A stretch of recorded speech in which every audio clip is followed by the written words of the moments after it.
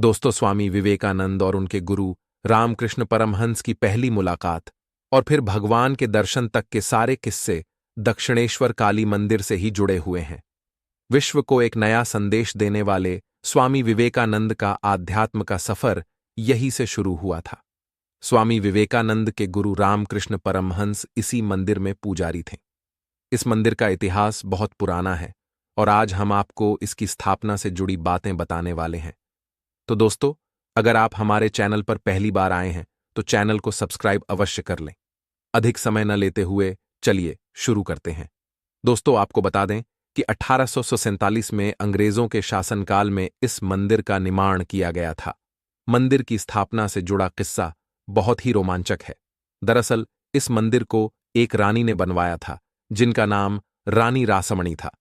वैसे तो रासमणी गरीब परिवार से थीं, लेकिन उनकी शादी कोलकाता के जान बाजार के राजा राजचंद्र से हुई थी।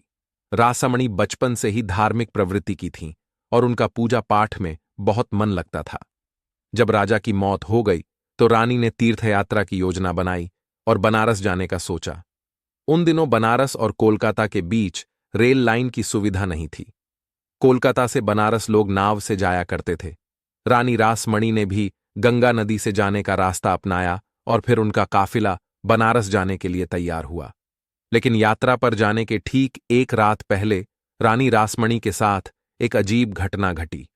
ऐसा कहते हैं कि मां काली ने उनके सपने में आकर उन्हें कहीं नहीं जाने और यही मंदिर बनवाने को कहा।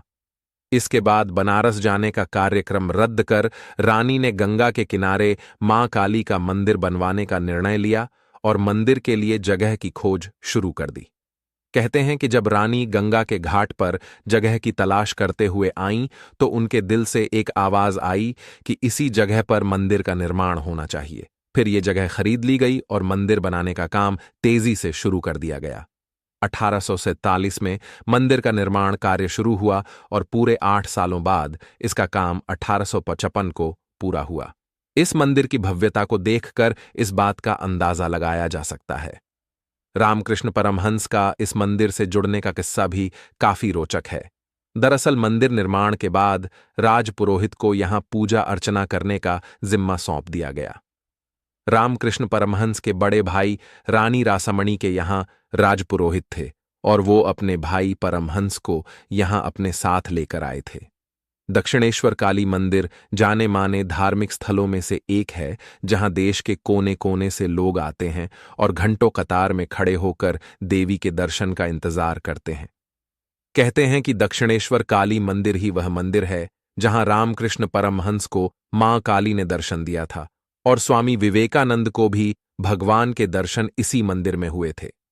आपको बता दें कि दक्षिणेश्वर काली मंदिर में परमहंस देव का कमरा है जिसमें उनका पलंग और दूसरे चीजें सुरक्षित रखी हुई हैं और वो वट वृक्ष है जिसके नीचे परमहंस देव ध्यान किया करते थे। दक्षिणेश्वर काली मंदिर के बाहर परमहंस की धर्मपत्नी शारदा माता और रानी रासमणी की समाधि बनी हुई है।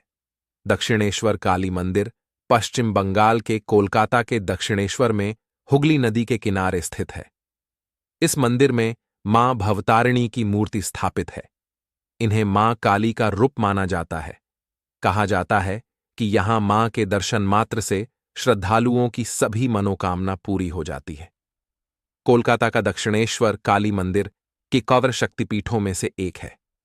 यहां आने वाले श्रद्धालुओं पर मां की असीम कृपा बनी रहती है। पौराणिक कथाओं के अनुसार जब भगवान विष्णु ने अपने चक्र से माता सती के शरीर के टुकड़े किए थे तो उनके दाएं पैर की कुछ उंगलियां इसी जगह पर गिरी थीं। काली मां की आराधना करने वाले भक्तों के लिए कोलकाता का दक्षिणेश्वर मंदिर दुनिया के सबसे प्रसिद्ध मंदिरों में से एक है।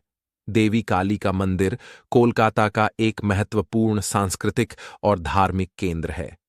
मंदिर में मां काली के अवतार मां भवतारिणी की पूजा की जाती है। 25 एकड़ में फैले इस मंदिर में हर रोज देश भर से हजारों श्रद्धालु आते हैं। यह मंदिर दक्षिणेश्वर में स्थित है और इसलिए इसे दक्षिणेश्वर काली मंदिर के नाम से जाना जाता है।